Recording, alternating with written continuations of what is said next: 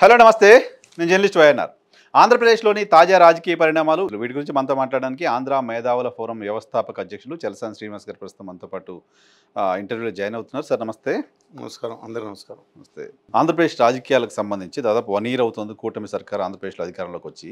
ఏంటి 1 ఇయర్లో June 4th 1 year కదా, ఫస్ట్ మనం మే 3rd వీక్ వచ్చేసాం. ఏంటి పరిస్థితి, మీకు ఎలా అనిపిస్తోంది? అంటే మూడు చోట్లగా మూడు విభాగాలుగా వాటిని విభజించుకుంటే హామీల అమల్లో పాక్షికంగా మాత్రం చేశారు. ఫస్ట్ అండ్ ఫార్మోస్ట్ ఎంత హెడ్ స్టార్ట్ అంటారు కదా, ఎక్సలెంట్ హెడ్ స్టార్ట్ చేశారు. 4,000 రూపాయలు హామీని నెల రోజులలో వెంటనే అమలు చేసి, జగన్మోహన్ రెడ్డి గారి హయాంలో 3 నెలలకు కూడా 1,000 చొప్పున పెంచి ఇచ్చేసిన అద్భుతమైన ప్రగతి చూపించారు. జనం అలా అనుకున్నారు. అలాగే రేవంత్ రెడ్డి గారు వచ్చిన 7వ తారీఖు ప్రమాణ స్వీకారం చేస్తే 10వ తారీఖు మధ్యాహ్నం 1 గంటకు అనుకుంటా 9 తారీఖు బస్సులు ఫ్రీ చేశారు. కానీ బస్సుల ఆక్యుపెన్సీ దాదాపు 25 నుంచి 36% పెరిగిందంట జనరల్గా ఇది ఫ్రీ చేయటం వల్ల. ఇప్పుడు ఆంధ్రప్రదేశ్లో మాత్రం పాక్షిక హామీలు మాత్రం అమలైనవి. మిగతా హామీలు ఇంకో 2 నెలలు టైం అడుగుతున్నారు వాళ్ళు. అంటే జూన్ జూలైలో అనుకుంటున్నారు.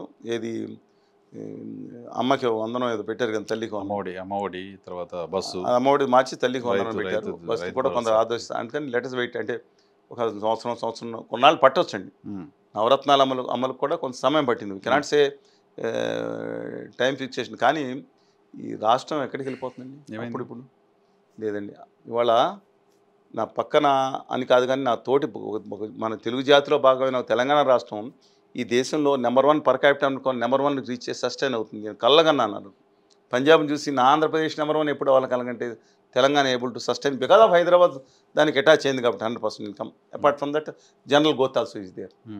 ఇవాళ ఆంధ్రప్రదేశ్ పరిస్థితి ఏంటంటే, ఇవాళ out of all the southern states lowest per క్యాపిటల్లో ఉంటున్నాం మనం. Apart from that what is the industrial growth అండి? హౌ కమ్ అండి? నేను అందే పాక్షికంగా అమలు చేశారు కానీ మిగతా సస్టైనబుల్ ఇండెక్స్ రాకపోతే స్టేట్కి చాలా కష్టం. 7 లక్షల కోట్ల ఇండస్ట్రీలు వచ్చాయని అమిత్ షా చెప్తున్నారు. ఆయన 27,000 కోట్లు మన అమరావతి ఆమ్లెట్ చాక్లెట్ గురించి చాలా మనం మాట్లాడుకోవాలి. ఆమ్లెట్ ఒకటి, చాక్లెట్ ఒకటి, బిస్కెట్ ఒకటి నడిచింది. చూశారు కదా 3 ఆమ్లెట్ ఏమో చాక్లెట్ చూసా, ఆమ్లెట్స్ ఇప్పుడు బిస్కెట్ చూశారు కదా. నా గుజరాత్లో నేను పరిపాలన చేస్తున్నప్పుడు నేను చూసి ఎంత బ్రహ్మాండంగా ఉన్నా బిస్కెట్ ఆ గుజరాత్లో వేసారు. ఆయన చంద్రబాబు కిలకలు పడే బిస్కెట్ తింటే పడిపోయారు. ఈయన కాఫ్లెట్ పేరు మీద చాక్లెట్ ఇచ్చారు. ఏమి ఇచ్చారు? ఆయన అప్పటికే పడిపోతున్నారు, ఇంకా ఆయన పడిపోయారు కిందకి. ప్రజలు ఎండ మీద సచ్చి చెడి ఎండలో మిట్ట మధ్యాహ్నం బయటికి వెళ్ళొద్దురా బాబు ముర్రో అని దేశం అంతా వార్నింగ్ చేస్తుంటే ఎండలో ఆ దిక్కుమాల బస్సుల్లో ఎత్తుకొచ్చి టీములు పెట్టి 5 లక్షల మంది ఎత్తుకొచ్చారు జనాలు ఎక్కడెక్కడి నుంచో తీసుకొచ్చి మారిపోయిన నెత్తి మీద ఈయన పన్నీర్ జలకరిస్తారనుకుంటే నెత్తి మీద గుడ్డు కొట్టిపోయాడు. ఆమ్లెట్ అయిపోయింది. ఏం చేశారు? బూడిది ఇచ్చారు. సరే పక్కన పెట్టండి. కానీ అమరావతి విషయంలో మాత్రం the state government is trying to restore it back అండి. దాంట్లో మాత్రం ఎనలేని కృషి చేస్తుంది. ఎట్లా? కక్ష సాధింపు వైఖరితో జరిగిన ఏదైతే అది ఉందో దాన్ని తిరిగి రైట్ ట్రాక్లో పెడతానికి రాష్ట్ర ప్రభుత్వం కానీ, కళ్యాణ్ గారు కానీ, లేదా చంద్రబాబు నాయుడు గారు కానీ, రాష్ట్ర ప్రభుత్వం చాలా భారతీయ జనతా పార్టీ ఏదండి భారతీయ జనతా పార్టీ ఉత్తర భారతీయ జనతా పార్టీ ఒకప్పుడు ఉండేది. ఈ ఉత్తర భారతీయ జనతా పార్టీ మీ భాషలో ఉత్తర భారతీయ కుట్రలు ఆదాని గారు కుట్రలు మానలేదండి కుట్రలు. వాళ్ళు మాత్రం ఇప్పుడు అమరావతిలో వచ్చే రూపాయికి ప్రతి రూపాయికి వాళ్ళ భాగస్వామ్యం కూడా ఉంటుంది కదా. భాగస్వామ్యం లేదండి. ఒక మొత్తం దాంట్లో ఇంతవరకు వాళ్ళ 11 సంవత్సరాల చరిత్రలో 1,500 కోట్ల రూపాయలు అది వెంకటనాయుడు గారి వల్ల ఇంకో 1,000 కోట్ల 2 జిల్లాలకి 1,550 కోట్ల రూపాయలు గ్రాంటింగ్ మ్యాట్ జనలకు వచ్చే మిగతా విభాగాలు. మీరు ఈ రోజు మాట్లాడే నేనేమంటా, చంద్రబాబు నాయుడు గారు ఏమంటున్నారు, మోదీ గారి కృషితో డబ్బా కొట్టు నా డబ్బా నీ కొడితే ఇద్దరు కలిసి జనాలు పరస్పర డబ్బా కొట్టుకుందాం తప్ప ఏంటంటే కదా అమరావతి ట్రాక్ లోకి వస్తుందని చెప్తున్నారు కదా. రాష్ట్ర ప్రభుత్వం సాధ్యమైనంత వరకు కృషి చేస్తుంది, ట్రాక్ లో పెడతాను, దాన్ని తిరిగి ట్రాక్ లో పెడతాను. రాష్ట్ర ప్రభుత్వం చేస్తున్న కృషి వెనక భారతీయ జనతా పార్టీ ఎందుకు ఉండదు?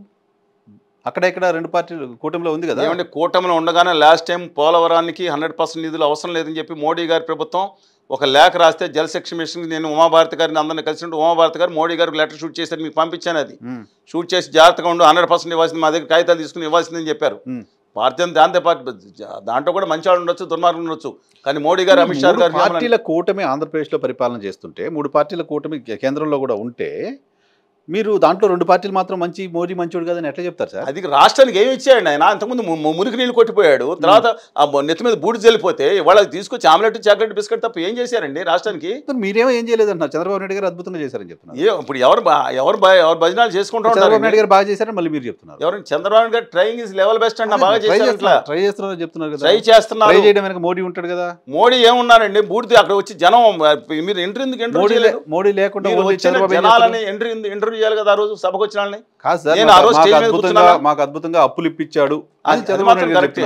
అది మాత్రం అప్పులు ఇప్పించడం కదా, అప్పులు ఇప్పించడానికి దాని ఎఫ్ఆర్ఎం రిలాక్స్ చేసి మోదీ హెల్ప్ చేసినాడు కదా.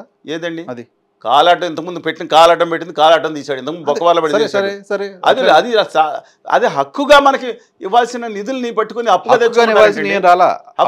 అప్పు కాదు, అప్పు కాదు, మనకి గ్రాంట్గా ఇవ్వాల్సింది. మీరు పురంధేశ్వరి గారిని ప్రశ్నించకుండా, సీఎం రమేష్ గారిని ప్రశ్నించకుండా మమ్మల్ని ప్రశ్నిస్తారేంటి? మీరు భారతీయ జనతా పార్టీని మాత్రమే కార్నర్ చేస్తున్నారు. నేను భారతీయ జనతా పార్టీగా, ఉత్తర భారతీయ జనతా పార్టీ ఒక కుల చిచ్చుతో మత విద్వేషం రెచ్చగొడతానికి, ఆంధ్రప్రదేశ్ నాశనం చేయడానికి చూసే దాంట్లో ముందంజలో ఉన్న పార్టీ. అటువంటి పార్టీతో పొత్తు పెట్టుకున్న పార్టీలు ఎందుకంటే ఖచ్చితంగా ఎందుకు అంటలేదు? వీళ్ళిద్దరూ ప్రత్యేక కళ్యాణ్ గారు ఆల్రెడీ దాంతో ఎప్పటి నుంచో ఆ సంఖ్యలోకి కూర్చుంటే ఆయన మన అనేది అంటే 2 పార్టీ. చంద్రబాబు నాయుడు గారు డైరెక్ట్ గా పొత్తులో ఉన్నారు. మీరు డ్యూయల్ గా మాట్లాడుతున్నారు. మోదీ అమరావతి అభివృద్ధికి మోకాలు అడ్డం పెట్టారు. యాజ్ ఫర్ యూ ఆ మోకాలు ఇప్పుడు తీశారు. యాజ్ ఫర్ యూ అప్రిషియేట్ చేయాలి కదా. ఏమండి ఒకటి చెప్తున్నాను, ఇవ్వాల్సిన హక్కును పోగొట్టుకుని ఇప్పుడు ఎట్లా ఉందంటే తెలుసా మీకు? మీరు అడుగుతున్నారు ఇవ్వాల్సిన హక్కు ముఖ్యమంత్రి అడగలా, ఉప ముఖ్యమంత్రి అడగలా. మాకు రావాల్సింది అఫీషియల్గా మీరు ఇవ్వాలి, రాజధానికి డబ్బులు ఇవ్వండి అని అడగలేదు. మరి అడిగినప్పుడు వాళ్ళు మీరు ప్రశ్నించట్లేదు.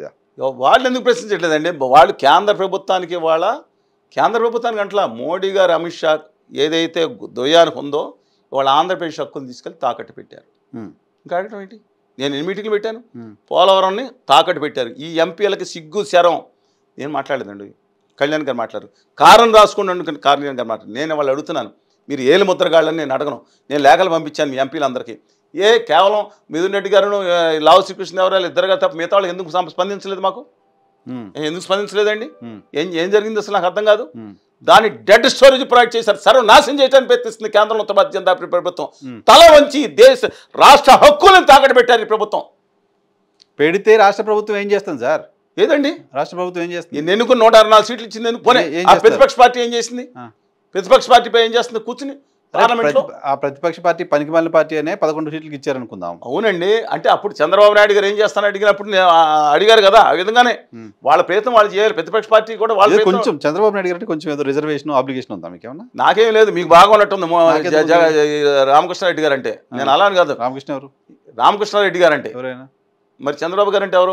మన కేంద్ర ప్రభుత్వం పోలవరాన్ని అన్యాయం చేస్తోంది మీ దృష్టిలో. అన్యాయం చేసిందని ఆధారాలు మాట్లాడాల్సింది ఎవరు? రాష్ట్రానికి రిప్రజెంటేషన్ ఎవరు? ఏదండి రాష్ట్రానికి రిప్రజెంటేషన్ ఎవరు? రాష్ట్రానికి రిప్రజెంటేషన్ రాష్ట్ర ప్రభుత్వం అడగనప్పుడు మీరు మాట్లాడాలి కదా.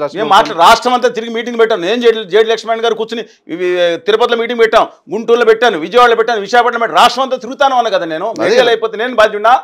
మీడియా చేసిన దానికి నేను ప్రశ్నిస్తున్న క్రమంలో నేను రోడ్డు అంటే ప్రశ్నిస్తున్నాను. రోడ్డు మీటింగ్లు పెట్టాం, ధరలు పెట్టాం, రాష్ట్రం అంతా పెట్టి తిరుగుతాను ఉన్నాను. నేను తిరుగుతాను, నేను ఎప్పుడు ఆగలేదు. అది ప్రశ్నిస్తున్న క్రమంలో అమరావతికి కేంద్రం కదా డబ్బులు ఇవ్వాలి. కేంద్రం డబ్బులు ఇవ్వకుండా అవునండి అప్పులు మాత్రం ఇప్పిస్తే, అప్పులు ఇచ్చింది అద్భుతం అని నేను చప్పట్లు కొడుతుంటే నువ్వు కొట్టాల్సిన చప్పట్లు కాదు, మనకి ఇవ్వాల్సింది. అదే రోజు మోడీ గారి మీటింగ్ జరిగినప్పుడే బయటకు వచ్చి మాట్లాడాం కదా. మీరు మోడీ గారికి ఆయన మీకు డబ్బా కొట్టి, మీరు ఆయన డబ్బా కొట్టి, పరస్పర డబ్బా కొట్టి రాష్ట్ర నెత్తి మీద డబ్బా పెట్టారు. మరి ఇప్పుడు మనం పొత్తిడి తేవాల్సింది ఎవరిపైనా? ఇప్పుడు మాట్లాడాల్సింది ఎవరిపైనా? అన్యాయం జరుగుతుంటే అడగాల్సిన నేను చెప్తున్నాను. ఒక తెర ముందు ఇద్దరున్నారు, తెర వెనక ఒకడు. ఇవాళ రాష్ట్ర ప్రభుత్వాన్ని మోడీ గారు అండ్ కంపెనీ ఆడిస్తున్నారు. రాష్ట్ర ప్రభుత్వం ఇతర పార్టీని కూడా ఆడిస్తున్నారు. ఇవాళ రాష్ట్రం మనం మొట్టమొదటి ఎవరిని అడగాలి? రాష్ట్ర ప్రభుత్వాన్ని అడగాలి. తర్వాత ప్రతిపక్షాన్ని ప్రశ్నించవచ్చు. మేము రాష్ట్ర ప్రభుత్వాన్ని ప్రశ్నిస్తాం, రాష్ట్ర ఇద్దరు నాయకులు కూడా ప్రశ్నిస్తున్నాం. తప్పేంటి? ప్రశ్నిస్తామంటే బూతులు తిడతాం కాదండి. బూతులు తిడితే బ్యాచ్ వేరే ఉంటుంది. మనం పరుషంగా మాట్లాడచ్చు, మన హక్కుల కోసం నిలదీయవచ్చు. ఖచ్చితంగా నిలదీస్తున్నాం. రాష్ట్రం అంతా తిరుగుతానే ఉన్నాం. ఇంకోటి చెప్తానండి, వాళ్ళ పోలవరం విషయంలో మాత్రం ఆ గిరిజనులకి ఏదైతే 135 కాంటూరు పెట్టారో, పైన కొండలోకి వెళ్లకుండా వాళ్ళు అల్లల్లాడిపోయే పరిస్థితి తీసుకొచ్చారు. ఇవాళ దీని మీద ఇవాళ క్షమాపణ చెప్పడం కాదు, ఈ మోసానికి దాన్ని డెడ్ స్టోరేజ్ ప్రాజెక్ట్ అని చేస్తే ఈ ఎంపీలందరూ 35 ఒకళ్ళు రాజీనామా చేశారు. ఒకళ్ళేమో పరిమళ నత్వానీ గారు బీజేపీకి సంబంధించిన, లేదా అమ్మానికి ఆదాని గారికి సంబంధించిన బ్యాచ్ అనుకుంటా. 34 మంది ఎంపీలు గాడిదలు కాస్తున్నారని ఎవరైనా ప్రశ్నిస్తే వాళ్ళు సమాధానం చెప్పాలి. మీకు గనక ఒక గట్టిగా నిలదీయగల నిబద్ధత ఉంటే ఒక క్యాంపెయిన్ తీసుకొచ్చి మా ముందు కూర్చోబెట్టండి. ఒక క్యాంపెయిన్ నేను ఇన్ని జీవోలు ఇస్తాను, బడ్జెట్ ఇస్తాను. దొంగ బడ్జెట్ అంటే నేను 36 తర్వాత 38వ పాయింట్ వేసింది 1వ క్లాస్ కుర్రాడు మా ఊళ్ళో పురాణ శ్రీనివాస్ గారు చక్కగా రాసి పెడతాడు లెక్కలో. అంతే లెక్కలు కూడా రాయలేనా లెక్కలో దేశ ఆర్థిక శాఖ మంత్రిగా గౌరవనీయులు ఉంటా 38వ పాయింట్ పెట్టి మీ దగ్గరికి వచ్చి ఎందుకు నిలబడాలి సార్? మా దగ్గర నిలబడి మీరు పెట్టండి, నేను వస్తానంటున్నాను. మాట్లాడి నేను వెళ్ళానండి, నేను మాట్లాడిన 2 ఎంపీలు స్పందించారన్న మీద స్పందించకపోతే నేనేం చేయనండి? నా శక్తి రాష్ట్రం తిరుగుతాం, చేస్తున్నాం. కేంద్ర ప్రభుత్వాన్ని మేము నిలదీసాం, ఆ రోజు నిలదీసాం. జగన్మోహన్ రెడ్డి గారి ప్రభుత్వంలో జగన్మోహన్ రెడ్డి గారు మేము ఏది అమరావతి మీద కేసులు పెట్టినా, ఇంకోటి మీద కేసులు పెట్టినా మేము పోరాటం ఆపలేదే. మీరు చూపించకపోయి ఉండొచ్చు. కాదండి, జగన్మోహన్ రెడ్డి గారు ఇంటి మీదకి వెళ్ళి మేము ఉడతూపులో ఏది ముట్టడిస్తామని చెప్పి ఇంట్లో కూర్చుని అరెస్ట్ అవ్వాలా? మేము విద్యార్థి నాయకులు లక్ష్మీ నాయకులు అందరూ వెళ్ళి పోలీసు వాళ్ళని ఛేదించుకుని ముట్టడించాం. జగన్మోహన్ రెడ్డి 5 ఏళ్ళు పోలవరాన్ని పూర్తి చేయకుండా ఆపేశాడు ఒక అలిగేషన్. జగన్మోహన్ రెడ్డి 5 సంవత్సరాలు అమరావతిని ఆపేశాడు ఒక స్టేట్మెంట్. ఈ 2 స్టేట్మెంట్స్ కదా. అమరావతి విషయంలో కక్షాదిం చేశారు ఎవరు? జగన్మోహన్ రెడ్డి గారు చేశాడు కదా. చేసిన మాట ఎందుకంటే మీరు పోలవరం గురించి మాత్రం వేరే ఉంది. ఆయన సంతకం ఇప్పుడే చంద్రబాబు నాయుడు గారు సంతకం వాళ్ళు పెట్టలేదు. 2019లో జగన్మోహన్ రెడ్డి గారు కూడా తల వంచి దీన్ని డెడ్ స్టోరేజ్ ప్రాజెక్ట్ పెట్టడానికి ఆ డబ్బులు అక్కర్లేదు కానీ నేను సంతకం పెట్టలేదు అనే మాట మీరు రేపొద్దున ఎల్లుండి అన్న కేంద్ర ప్రభుత్వం చెప్తే రాసింది. ఆ విషయం నేను ఒప్పుకోను. సో ఇప్పుడు పోలవరం పరిస్థితి కారణం ఎవరు? నేను మళ్ళీ చెప్తాను, కేంద్ర ప్రభుత్వం. నేను మీ చెప్పాను ఉమాభారతి గారితో మాట్లాడాను, నితిన్ గడ్కరీ గారు, కేంద్ర మంత్రులతో కన్సిస్టెంట్గా టచ్లో ఉన్నా నేను. పోలవరం సాంసంతో నేను ఉన్నానండి. మీకు పోలవరం ఆ పరిస్థితి మీరు 1989లో పోలవరం సాంసం వచ్చినప్పుడు మీరు ఇంకా స్కూల్లో కూడా చేరుండరు, చేరుంటారులేండి. చెప్తున్నాను, ఎర్ర నారాయణస్వామి గారు అధ్యక్షుడు మీరు చెప్పుకో. నేను దానికోసం అసలు కారణం ఏంటో తెలియదు, మీలాంటి వాళ్ళు మాట్లాడాలి తెలియాలి. పోలవరం ఈ పరిస్థితి కారణం ఎవరు అంటే వైఎస్ఆర్ కాంగ్రెస్ పార్టీ ఏం చెప్తుంది? చంద్రబాబు నాయుడు గారి కారణం, కేంద్రం కట్టాల్సిన ప్రాజెక్ట్ ని నేను కడతా అని తీసుకుని అన్నాడు. ఆ మాట ఓకే అన్నదా ఈయన మొదలే వచ్చి ఆ మాట జగన్మోహన్ రెడ్డి మాత్రమే కాదు, నరేంద్ర మోడీ కూడా వచ్చి అన్నారు ఇక్కడ. ఆ తర్వాత జగన్మోహన్ రెడ్డి తీసుకున్నారు. ఆయన ఎందుకు తీసుకోవాలి? ఆయన ఫుల్ఫిల్ చేశారు, ఆయన కూడా ఇచ్చేయచ్చు కదా. ఆయన ఇచ్చేయచ్చు కదా. రైట్ పాయింటింగ్ నేను చెప్తున్నాను. ఎవరికి వాళ్ళు పక్కనాళ్ళ మీద దోసేయడానికి కేంద్రం మీద నిజమండి. ఇవాళ జరిగిన అన్యాయం ఏంటంటే ప్రజలకు తెలియాల్సింది, ఆ ప్రాజెక్ట్ని శాశ్వతంగా డెడ్ స్టోరేజ్ నేను చెప్తున్నానండి. మొత్తం 150 అడుగులు ఎత్తులు ఉంటే ఆ ప్రాజెక్ట్ 960 మెగావాట్లు విద్యుత్ ఉత్పత్తి చేస్తుంది. వేరియబుల్ కాస్ట్ పావలా, ఒక యూనిట్కి పావలాతో మన ప్రజలకి కరెంట్ వచ్చేటట్టు ఉంది. అది నీళ్ళు వెళ్ళిపోతుంది. కానీ ఇక్కడ ఉత్తరాంధ్ర సూర్య సావంత్ కానీ చంద్రపూడి ఎత్తులు కానీ టెక్నికల్గా వద్దు, జస్ట్ మనం పొలిటికల్గా మాట్లాడితే చెప్పండి. ఇప్పుడు పూర్తి అవుతుందని నమ్మకం మీకుందా శ్రీనివాస్ గారు? మీరు మళ్ళీ ఇదో 27కి అందరిలో ఇప్పుడు 43.5 దగ్గర కాదు, 41.27 దగ్గర మీరు కూడా మాయలో పడిపోయారు. నిన్న మోడీ గారు మాయాజాలానికి మీరు కూడా మెస్మరైజ్ అయిపోయారు. ఆయన సభలో వచ్చి ఏదో మాయాజాలం చేశారు, పక్కన చంద్రబాబు నాయుడు గారు మాయాజాలం చేశారు. ఇవాళ వీళ్ళు ఏం చెప్తున్నారంటే దయచేసి ప్రజలు గమనించాలి. వాళ్ళు చెప్పిన ప్రకారం టెక్నికల్గా ఇవాళ ఆల్రెడీ దాని స్పిల్వే ఇవన్నీ కూడా 150 అడుగులు ఎత్తున 45.17 మీటర్స్ ఎత్తున అంటే 150 అడుగులు ఎత్తున ఫుల్ఫిల్ చేయడానికి ఆల్రెడీ కట్టేయటం జరిగింది. కాలువల నిర్మాణం కూడా అదే విధంగా ఇప్పటికి 90% కుడి కాలువ ఎడమ కాలువ కూడా ఇప్పుడు కంప్లీట్ అయిపోతుంది. దీంట్లో నీళ్లు నిలబెట్టే 150 అడుగులు ఎత్తుతో రాతి మట్టి కట్టడం కూడా ఏముందని 3,000 కోట్లు పెడితే అయిపోతే పెద్ద ఇష్యూ కాదు. అది రాతి మట్టి కట్టడం నిల్వ సామర్థ్యం 43 దగ్గర, నీటి నిల్వ సామర్థ్యం 135 అడుగులు అంటే డెడ్ స్టోరేజ్. ప్రపంచ చరిత్రలో మళ్ళీ నేను చెప్తున్నాను, ఫ్రమ్ అర్జెంటీనా నుంచి మీరు అమెరికా నుంచి మీరు జపాన్ దాకా తీసుకోండి, చైనాలో తిరిగి ఎక్కడ తీసుకోండి, ఎక్కడ తీసుకున్నా సరే ప్రపంచ చరిత్రలో డెడ్ స్టోరేజ్కి పరిమితమైన ప్రాజెక్ట్ ఏదైనా ఉందంటే అది పోలవరం చేసేసారు. దానికి ఏం చేయాలి మనం? ఎంపీలు అందరూ సవరణ ప్రతిపాదించమని చెప్పాను. దిక్కుమాలిన బడ్జెట్లో పెట్టారు. బడ్జెట్ని ముళ్ళుతో తీయాలనే ఉద్దేశంతో దొంగతనంగా బడ్జెట్లో 38వ పాయింట్ కింద దొంగతనంగా ఇరికిచ్చారు. ఈ ప్రాజెక్ట్ ఇంతటితో పరిసమాప్తం అయిపోయింది, మాకు ప్రాజెక్ట్ కంప్లీషన్ అయిపోయినట్టు లెక్క అని చెప్పి బడ్జెట్లో రాసి పెడితే సిగ్గు లేకుండా వీళ్ళందరూ చదువుకున్న ఎంపీలండి. ఎందుకంటే వాళ్ళు ఎన్నికలు పంపించి తెలియకుండా చేశారా? వాళ్ళు కనపడలేదు. వీళ్ళకి నిజంగా దొంగ రక్తంగా రాశారండి బడ్జెట్. ఎంతమంది చదువుకుంటారు చెప్పండి? తెలుసు, తెలియకుండా మీ బోటలు మాట్లాడిన తర్వాత రెస్పాండ్ అవచ్చు కదా. నేను అందరికీ ఈమెయిల్స్ అందరూ పంపించాము బహిరంగంగా. నేను కాదు, మనకి మీటింగ్లు పెట్టాము, చెప్పాము, తర్వాత రెస్పాండ్ అవచ్చు. ఇప్పుడు రెస్పాండ్ అవ్వలేదు అంటే ఏంటి? ప్రభుత్వం వైపు నుంచి రెస్పాన్స్ లేదు. ప్రభుత్వం దీన్ని మసిపూసి మారేడుకాయ చేయడానికి చూస్తాం. రెస్పాన్సంగా దేవుడు ఎరుగండి, నిజంగా చెప్పాలి కదా. డెడ్ చేసేసింది రాష్ట్ర కనీసం రాష్ట్ర ప్రభుత్వం లేఖ రాయాలి. మీరు మిస్టేక్గా సవరణలో ప్రాజెక్ట్ ఇన్కంప్లీటెడ్గా భావిస్తున్నాం ఈ బడ్జెట్ ప్రకారం రాశారు, స్పెల్లింగ్ మిస్టేక్ వచ్చింది, పైగా ఆంధ్రప్రదేశ్ను ఒక జిల్లాగా రాశారు, అది తప్పయ్యానే రాసే ధైర్యం కూడా లేదండి ఈ గవర్నమెంట్కి. మాట్లాడితేనేమో ఇలా అంటాను. నేను చెప్తున్నాను, ఇప్పుడు మంచి మనం విమర్శ చేసినప్పుడు నిర్మాణాత్మక విమర్శ సూచించేయాలి, అంతే కదండి. మంచి చేస్తే మంచిది మీకు చెప్పాను, కష్టపడుతుంది. కానీ ఇవాళ ఈ విషయంలో మాత్రం శాశ్వతంగా ఆంధ్రప్రదేశ్కి ప్రజలకి దీనికి, ఎందుకంటే రేపు పొద్దున మన డబ్బులతో కట్టుకుందామని ఒక బ్యాచ్ ఒకటి బయలుదేరారు, రాధాని గారి బ్యాచ్. ఏమండి నేను ఒకటి చెప్తున్నాను, ఆ మార్వాడి గారి కంపెనీకి ఏమో కంపెనీ మిత్తల గారి కంపెనీకి మైన్స్ ఇవ్వాలంట. మన కడప ఉక్కు ఫ్యాక్టరీ రిజర్వేషన్ వస్తాయి. కడప ఉక్కు ఫ్యాక్టరీ పెడితే దాంట్లో రిజర్వేషన్స్ అమలు అవుతాయి కదండి. విశాఖపట్నంలో రిజర్వేషన్స్ అమలు అవుతాయి కదా, గవర్నమెంట్ రిజర్వేషన్ అవుతాయి. అపార్ట్ ఫ్రమ్ దట్ మన దానికి కదా మానేసి అంట మార్వాడి గారి కంపెనీకి అంటండి ఆంధ్రప్రదేశ్ కట్టిన పన్నుల్లోంచి మళ్ళీ మీకు ఆంధ్రప్రదేశ్ ప్రజలు కట్టిన పన్నుల్లోంచి వచ్చే 10-15 సంవత్సరాలు వాళ్ళకి రాయితీలు, తాంబూలాలు, సత్కారాలు ఇస్తారంట.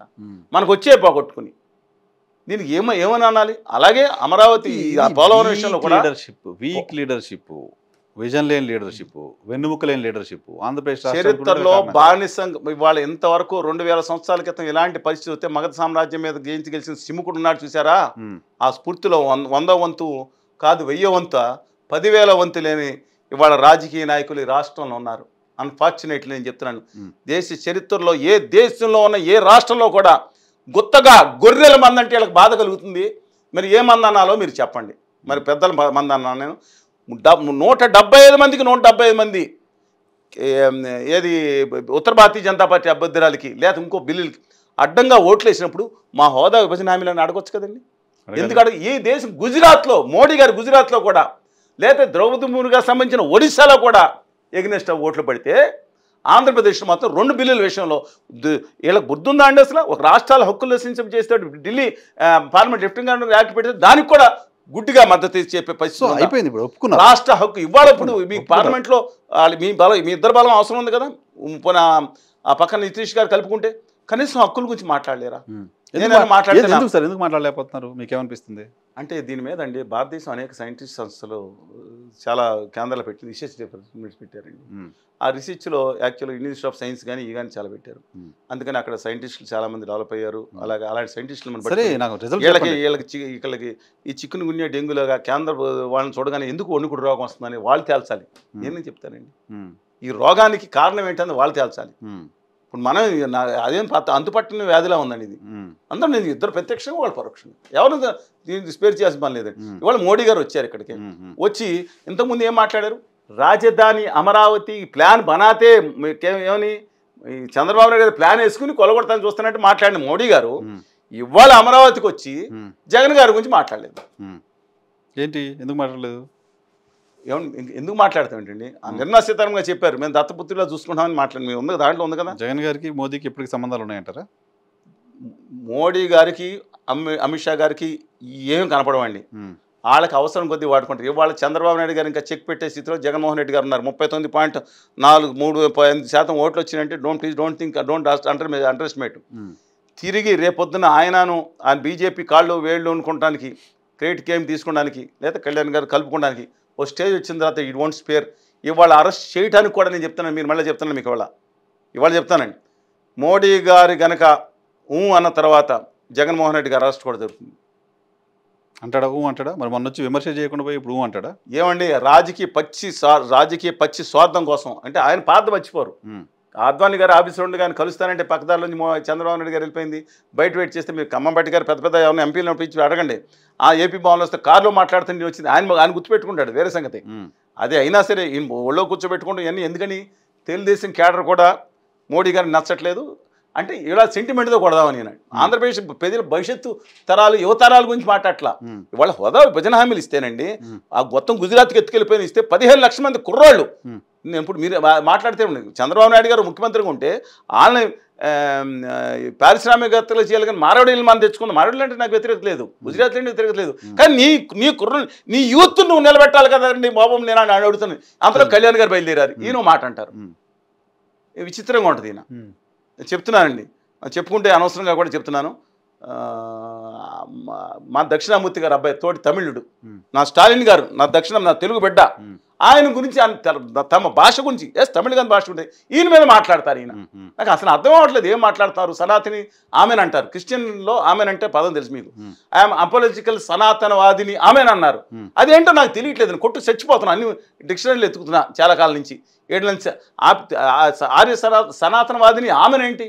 సరే, ఆయన మాట్లాడిన వాటికి మళ్ళీ ఆయన ఆన్సర్ చెప్పాలి మనం ఎక్కడైతే. అదేంటంటే అసలు ఇప్పుడు ఇదేంటి జగన్ మద్యం క్లోజ్ చేద్దాం లాస్ట్ 5 minutesలో. ఆంధ్రప్రదేశ్లో మద్యం అంశానికి సంబంధించిన వివాదం నడుస్తుంది, అరెస్టులు నడుస్తున్నాయి. జగన్మోహన్ రెడ్డిని రేపేళ్ళు అరెస్ట్ చేస్తారని ప్రచారం జరుగుతుంది. ఏంటి శ్రీనివాస్ గారికి ఏం కనపడుతుంది? జగన్మోహన్ రెడ్డి గారు డోర్ వరకు వచ్చినాయండి. ఎందుకంటే ధనంజయ రెడ్డి గారి నటన ఆర్డినరీ పర్సన్, మీకు IAS officer and chief minister సెక్రటరీగా కూడా పనిచేశారు, ఇది క్లోజ్ సర్కిల్ గారు. ఇక ఓఎస్డి కృష్ణమోహన్ రెడ్డి గారు ఈస్ జగన్మోహన్ రెడ్డి గారు వ్యవహారం చక్కబెట్టేవారు. ఇంతకుముందు గుర్తుకొస్తూ ఉంటే శ్రీనివాస్ గారు ఉండేవారు, చంద్రబాబు నాయుడు గారి ఓఎస్టీ కింద కానీ పిఏ కింద కానీ. ఆయన అరెస్ట్ చేసి చూశారు కదా, చేయాలని చూశారు, అరెస్ట్ చేశారు అంటున్నారు. విదేశాలకు వెళ్ళారు, తర్వాత కానీ ఇవాళ మాత్రం ఇవాళ టచ్డ్. ఇంతకుముందు జగన్మోహన్ రెడ్డి గారండి చంద్రబాబు నాయుడు గారిని ముఖ్యమంత్రి చేయడానికి సాధ్యమైనంత వరకు ప్రయత్నించి కష్టపడ్డారు. ఆయన అరెస్ట్ చేయడం, లాస్ట్లో అరెస్ట్ చేయడం కూడా ఏ టైంకి అరెస్ట్ చేయాలో, ఏ టైంలో మామూలుగా పెట్టాలో, చంద్రబాబు నాయుడు గారి ఇంట్లో కూర్చుంటే ఎలా బయటికి రప్పించాలో నిర్మాణం చాలా చాలా కృషి. వాళ్ళ నాన్నగారికి ఇచ్చిన హామీ అని కొంతమంది అంటూ ఉంటారు. బాబు ఉంటే నువ్వు ఉండు, తర్వాత లేదా బాబు మనం ఉండాలి, మిగతా వాళ్ళకి ఎందుకు కమిషన్లు వెళ్ళాలనుకుంటున్నాను. అలాగే ఆయన కృషి చేశారు. ఇప్పుడు ఇవాళ జరుగుతుంది కూడా నాకు విచిత్రంగా అనిపిస్తుందండి. మరి మీరు చెప్పాలి సార్, ఏంటి అసలు అరెస్ట్ అవుద్దా? అంటే ముందు చేయాలి, ఎందుకంటే ఇవాళ ఎప్పుడు లాస్ట్ మీ ముందు నాకు తెలిసి లోకేష్ గారు రెడ్ బుక్, నేను రాజ్యాంగం రెడ్ బుక్ ఏదైతే ఉందో అది ప్రస్తుతం అమలు చేసే కార్యక్రమంలో ఉన్నారు. నేను ఆయన్ని కొన్ని విషయాలు, ఎందుకంటే ఎవరినైతే, నా తల్లి అంటే ఇష్టం అండి, ఎవరి తల్లినైతే ఎవరి తల్లినైతే అంత దుర్మార్గం మాట్లాడారో ఖచ్చితంగా ఆయన యాక్షన్ తీసుకుంటంలో నేను ఖచ్చితంగా సమర్థిస్తాను. అదొకే, నేను ఇప్పుడు నేనేమో మద్యం ఈ విషయం వరకు అదే వస్తున్నాను చెప్పని వాళ్ళు. అదొకే, సరే వంశీ గారు అన్నారు, ఆయన అరెస్ట్ చేశారు, ఏదో నడుస్తుంది కాదండి. ఆయన చాలా చాలా దాన్ని ఎవరు మనం అప్రిషియేట్ చేసేది కాదు, 100% ఖండించాల్సిందే, ఖండిద్దాం ఆ విషయంలో. బాధ మద్యం విషయం చంద్రబాబు నాయుడు గారు బాధపడితే కూడా దానికి ఒకసారి పక్కన పెట్టి, మద్యం విషయంలో మాత్రం ఇవాళ ఏలూరు ఎంపీ గారు ఎవరండి? మహేష్ గారు. ఆయనకి డిస్టిలరీ పేరు ఏంటండి? తెలియదు నాకు. ఈ భూమి ఎవరి దాంట్లో ఎవరెవరు బాధ అనేది ఏమండి? ఈ మద్య నియంత్రణ, మద్యం ఈ మాఫియానండి లేదా ఇంకోటి లాబీ అనండి, మొత్తం గత 20-30 సంవత్సరాల నుంచి ఈ ప్రభుత్వంలో ఎవరు వచ్చిన ముందర కన్ఫర్మ్ చేసి క్లియర్గా చెప్పరేంటి సార్ మీరు? జగన్మోహన్ రెడ్డి తప్పు చేశారని మీరు అనుకుంటున్నారా? అరెస్ట్ అవుతారని అనుకుంటున్నారా? మొత్తం అనేక ప్రభుత్వం, ఎన్టీ రామారావు గారు తప్ప ఆ తర్వాత ప్రతి ఒక్కళ్ళు కూడా మద్యం లాబీతో సంబంధం ఉన్నవాళ్ళే అనేది సర్వత్రా అనిపిస్తుంది. ఇవాళ జగన్మోహన్ రెడ్డి గారి విషయంలో మాత్రం నేను అనుకుంటా ఉన్నాను, అది మోడీ గారి యొక్క గ్రీన్ సిగ్నల్ అనుకున్నాను. ఎందుకంటే లోకేష్ గారు వెళ్ళొచ్చారు, మీకు జర్నలిస్టులు కదా, ఢిల్లీ సర్కిల్ మీకు చూసి అన్ని ఢిల్లీ సర్కిల్ మీకు ఎక్కువ కదా మాకంటే. కాదు, ముందర మీరు కిటికీలో చూసి, నేను కిటికీలో చూసే జర్నలిస్ట్ కాదు, నేను మామూలు బయట నుంచి చూసే జర్నలిస్ట్. ఏదైనా కానీ కిటికీలోంచి బాత్రూమ్ నుంచి చూసే వాళ్ళు వేరే ఉన్నారు. సార్ నాకు I don't comment on that, కానీ నేను చెప్తున్నాను ఆ విషయం నాకు తెలియదు. బట్ నేను అనుకుంటా ఉంటాను, ఇది ఆల్రెడీ టచింగ్, ఆ అరెస్ట్ అనేది జగన్మోహన్ రెడ్డి గారి డోర్ టచ్ చేస్తూ ఉంది. అందువలన ఇట్ మే, బట్ చూస్ చేసుకున్న పాత్ ఏదైతే ఉందో, ఏది మద్యం విషయంలో మాత్రం అది సింపతి ఎక్కువ వచ్చే కార్యక్రమం కూడా ఉండదండి అంత. But I'm not under estimating Jaganmohan Reddy గారు అదర్వైజ్, ఎందుకంటే నాకు తెలిసి, నాకు పరిచయం లేదు కానీ equally as per the information equally she is also very strong అండి, భారతి గారు కూడా. అందువలన ఒకళ్ళని అరెస్ట్ చేసి, ఇప్పుడు చంద్రబాబు నాయుడు గారు అరెస్ట్ చేస్తే ఏమైనా అయిపోయిందా? మొత్తం యాక్టివేట్ అయింది, మొత్తం కుటుంబాలన్నీ, అంతకుముందు కుటుంబాలన్నీ కలిసి వచ్చింది. అదే ఎన్నికల ముందు కాబట్టి కలిసి వచ్చింది. కానీ మన వైఎస్ఆర్ తెలంగాణ పార్టీ మాజీ అధ్యక్షురాలు, తర్వాత ఆంధ్రప్రదేశ్కి నాకు సంబంధం ఏంట్లేదు, నా పుట్టుక తెలంగాణతోనే పెరిగిన తెలంగాణ, పిల్లల కన్నా తెలంగాణ, ఇక్కడ చచ్చిపోయేది కూడా తెలంగాణ, పోటీ చేస్తే కూడా పాలేరని మాట్లాడారు కదా. నాయకులు ఒక్కో టైంలో వాళ్ళు కుదరదండి, ఆ పక్క రాష్ట్రంతో సంబంధం లేదన్నారు.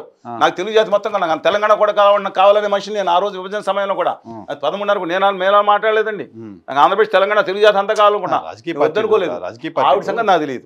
ఆమె రీజనల్ పార్టీలో ఉన్నప్పుడు, ఇక్కడ జాతీయ పార్టీలో పోయినప్పుడు ఎక్కడైనా ఇదేంటండి పక్క రాష్ట్రం సంబంధం లేదు ఎందుకు అనాలి? సరే, తర్వాత మారారు కదా, అంతకుముందు ఆంధ్రప్రదేశ్ సంబంధం లేదు ఆవిడ. అంత ముందు ఉంది మరి ఉమ్మడి రాష్ట్రం. పాదయాత్రను అక్కడ చేసి ఇక్కడ చేసి ఇక్కడ సరే కానీ ఇప్పుడు ఏంటి మోడీ యాక్సెప్టెన్స్ ఇస్తారా మీ అంచనా? నా ఉద్దేశం ప్రకారం ఎప్పుడైతే చంద్రబాబు నాయుడు తన స్టాండ్ పెరుగుతుంది, బీజేపీ స్టాండ్ పెరుగుతుంది అనుకుంటారో ఆయనకి ఏమీ భేదం లేదండి.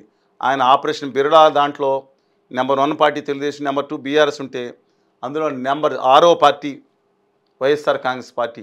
నేను ముందలే చెప్పాను జగన్మోహన్ రెడ్డి గారికి, అందరికీ బహిరంగానే, మీరు ఇవాళ చంద్రబాబు మీ వంతు కూడా వస్తుంది ఏదో రోజు, ఇవాళ భయంకరమైన విషెస్ గేమ్ ఆడుతుంది, మత చిచ్చు కుల చిచ్చు రెచ్చగొడతానికి చేసి ఉత్తర భారతీయ జనతా పార్టీ దృష్టిలో పడొద్దు అని చెప్పానండి. ఇప్పుడు జగన్మోహన్ రెడ్డి గారి అరెస్ట్కి బీజేపీ గ్రీన్ సిగ్నల్ ఇస్తుందని అనుకుంటున్నారు మీరు? వాళ్ళు అవకాశం టైం చూసుకుని, పెద్దానికి టైం ఉంటుంది కదా, వాళ్ళకి రావుకాలాలు బాగా పట్టింపు ఎక్కువ ఉంటుంది కదా, అలాగే ఆర్య గ్రంథాలని తీర్చిస్తారు, ఆర్య సనాతనవాదులు ఎక్కువ కదండి, దాని ప్రకారం చూసుకుని. ఎందుకంటే మోడీ గారికి అభిమానం ఉండొచ్చు, కానీ కోర్ క్యాడర్ ఏదైతే ఉందో బికాస్ ఆఫ్ మతం కానీ ఇది కానీ చూసుకుని వాళ్ళు వ్యతిరేకంగా ఉండొచ్చు. అంత స్ట్రాంగ్ మోదీ గారికి అభిమానం ఎందుకుంటా సార్ జగన్మోహన్ రెడ్డి పైన అంత అభిమానం మోడీకి? అమిత్ షా గారిని జైల్లో పెట్టారండి. అమిత్ షా గారు రాష్ట్ర జైలు శాఖ హోంశాఖ మంత్రిగా ఉంటే తన ఫ్రెండ్, తన సహచరుడు ఆ రాష్ట్ర ముఖ్యమంత్రిగా ఉంటే ఆయన జైల్లో పెడితే గోడ ఆ జైలు కూడా ఆయన కంట్రోల్ లేకుండా మళ్ళీ సిబిఐ కోర్టులో ఏదో పెట్టుకుని చేసుకొచ్చారు. దాంతో ఆయన ఏదో తిప్పలపడి బయటకు వస్తే, నేను కొన్ని విషయాలు అమిత్ షా గారు నేను చెప్తున్నానండి, ధైర్యంగా నిలబడ్డాడు అమిత్ షా గారు. ఆయన్ని రాష్ట్ర బహిష్కరణ శిక్ష చేశారు. అంటే ఓన్లీ భార్యను తీసుకుని కొడుకు అక్కడ పెట్టుకుని కూర్చున్నారు. జగన్మోహన్ రెడ్డి గారిని కూడా ఆ రోజు చక్రం తిప్పింది అహ్మద్ పటేల్ గారిని చెప్తారండి. అందుకని అహ్మద్ పటేల్ గారు ఆ జీవితాంతం వరకు వెంటాడారు అమిత్ షా గారు. అక్కడ డీకే శివకుమార్ గారి మీద పెట్టిన తర్వాత ఆయన మరి దూకుడు సినిమాలో పైప్ లాగారు. ఎయిమ్స్లో ఏం జరిగిందో నాకు తెలియదు కానివ్వండి. సరే, coming back to Jaganmohan Reddy గారి ఇష్యూ వచ్చినప్పుడు కూడా జగన్మోహన్ రెడ్డి గారు కూడా ఈ ప్లాన్ అంతా చేసింది అనేది అహ్మద్ పటేల్ గారితో ఉంటుంది. వీళ్ళిద్దరికి ఏంటంటే అహ్మద్ పటేల్ బాధితులు ఇద్దరు అంతేనా? ఇద్దరు కూడా అహ్మద్ పటేల్ సోనియా గాంధీ గారి బాధితులు అనుకోండి లెక్క ప్రకారం. అందువల్ల తెలియని కనెక్షన్ ఉంటుంది. బాధితులు శత్రు మిత్రుడు అన్నట్టు ఉండొచ్చు. బట్ వినయ విధేయ రామలాగా ఆయన పనిచేశారు. రాష్ట్ర హక్కులను కూడా మాట్లాడడం విశాఖపట్నం సభలో రాష్ట్ర హక్కులను కూడా పక్కన పెట్టి తన ఎంపీలు అందరి చేత అన్నిటి చోట చాలా చంద్రబాబు నాయుడు గారిని నమ్మపోవచ్చు, కానీ ఈయన మాత్రం చాలా వినయంగా తన బీజేపీకి నమ్మకమైన మిత్రుడిగా ఉన్నాడు ఆయన. అందుకని మోడీ గారికి అది ఉండొచ్చు. But other than RSS cadre లోపల ఏదైతే ఉందో they are driven by the Hindu sentiment and they are as per my knowledge, నా విశ్లేషణ నాకు తెలిసిన మటుకు they are against Jaganmohan Reddy గారు అండ్ హీజ్ ఏమంటారండి ఆ విధానాల మీద వ్యతిరేకంగా డ్రైవ్ చేస్తున్నారు. అందువలన ఇప్పుడు ఆ పార్టీ తన అధ్యక్షుడిని 4 రోజులు మారుస్తానంది. వాళ్ళ the big fight is going between RSS and Adani and company. Adani and company so powerful అండి ఈ దేశాన్ని వాళ్ళు శాసించడంలో. అందువల్ల let us wait and see. But India హోంమంత్రి అరెస్ట్ అయ్యారు కదా, మన రాష్ట్ర ముఖ్యమంత్రి అరెస్ట్ అయ్యారు కదా, మన ప్రతిపక్ష నాయకుడు అరెస్ట్ అయ్యారు కదా, పాకిస్తాన్ ప్రధానమంత్రి అరెస్ట్ జైలు ఉండి వచ్చాడు కదా. అందుకని అరెస్ట్ అవ్వటం I don't think it is ఎవరికి ఇప్పుడు డిస్క్వాలిఫికేషన్ సరే క్వాలిఫికేషన్ అవుతుంది. జైలుకి వచ్చిన మళ్ళీ సీఎంలో పాదయాత్ర చేసిన వాళ్ళకి ఒకటి, జైలుకి వెళ్ళి వచ్చిన వాళ్ళకి, ఇవన్నీ అదనపు అర్హతలు అయిపోయినండి. చూద్దాం ఏం జరుగుతుందో. Thank you sir, thank you very much Srinivas గారు సమయం కేటాయించినందుకు. చాలా గ్యాప్ ఇచ్చారు, వస్తూ ఉండండి అప్పుడప్పుడు. Thank you very much.